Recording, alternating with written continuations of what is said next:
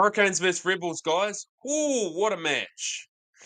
Now, before the game, I predicted the Hurricanes to win this by 15 points. I just thought the way they've been playing, they're pretty accurate, pretty clinical, probably a little bit off in a few areas, but I just thought that it was going to be too much intensity, too much physicality for the Rebels tonight. That first 21 minutes, ooh, the Rebels came to play on defense, didn't they? Couple of brilliantly held up tries. Yeah, and then obviously that clean break by Rayasi, kick for the corner that just went out. There's a couple of chances that just didn't quite go the Hurricanes' way as well, wasn't there? But then ultimately a try before half time, 14-6 to the Hurricanes at half time. Game was in the balance. I still thought the Hurricanes were going to come away with it in the second half, though. Look, and in the end, that 20 minutes after half time, a couple of tries scored to the Hurricanes. It was, yeah, sort of the knockout blow, really, against the Rebels. They just couldn't keep up with the pace and intensity for the full 80. Ultimately, 47-20 win to the Hurricanes full time. Look at the teams. Ooh, look, you got to make mention of the Rebels. Their last ever game and likely in Super Rugby.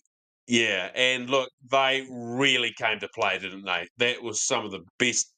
I think that's the best defense I've ever seen from the Rebels in any game of Super Rugby I've watched.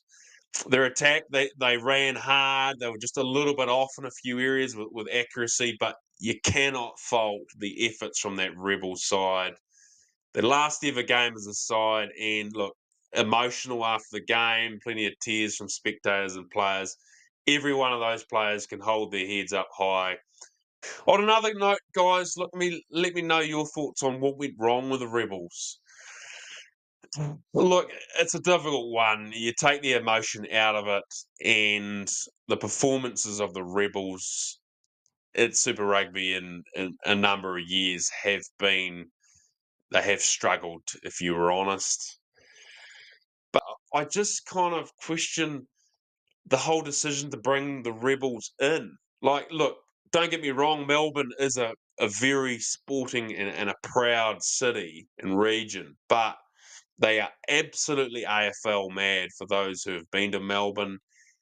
And I just think that it was a feat way too tough to get that Melbourne community behind rugby union when AFL is just such a thriving sport, and not only Melbourne but in other regions of Australia.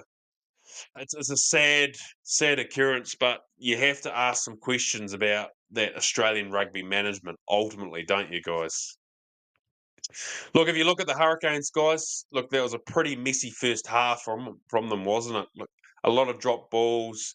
There was a couple of opportunities, a couple of held up tries. Maybe the game would have been different if they had been converted. But ultimately, for me, I think what won them the game was that in that first half, their defense and then the pressure they were putting on the Rebels. And then every time the Rebels would get a few phases together, they'd get a big turnover at a big time, meaning the Rebels couldn't get phases up and score some tries and points. Look, ultimately, think that that's what kept them in that game in that first half, and then obviously they took it away in the second half with the pace and intensity that they attack with. But they're going to have to be a lot better if they've got any chance of winning the Super Rugby comp this year. Players to watch from me, look, Carter Gordon. I've said before in previous videos, he's my future Stephen Larkham, guys. Look, he was a little bit off with his infield kicking tonight, but his goal kicking was absolutely spot on, guys. His general play, his defense, few errors there, but overall a very, very exciting prospect for Australia. I hope he's in that Wallaby number 10 jersey in the coming months. He has a very bright future for the Wallabies in future years. Safar Moore for the Hurricanes. Look, he was brutal, wasn't he? He was physical. His work at that breakdown, his work on defense. He had a pretty good game, didn't he, guys?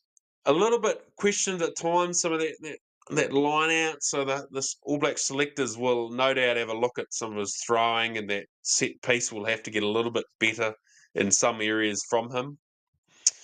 The other one was Geordie Barrett. He was fantastic, wasn't he, guys? To me, what I observe of him, he's like a big game player, isn't he? He's sort of, when you need him most, he pulls out the big plays, and he's brilliant. Look, his defense, his passing, particularly, he made a couple of really good breaks. He slipped through against some of the forwards. He was really good tonight, wasn't he, Geordie Barrett? And he's starting to hit some really good form for the All Blacks in the coming months. Look, again, I just want to make another mention to the Rebels. Look, they must be proud of their efforts, and they should hold their heads high. Very emotional times, and it is sad to lose a quality, proud side like the Rebels from Super Rugby.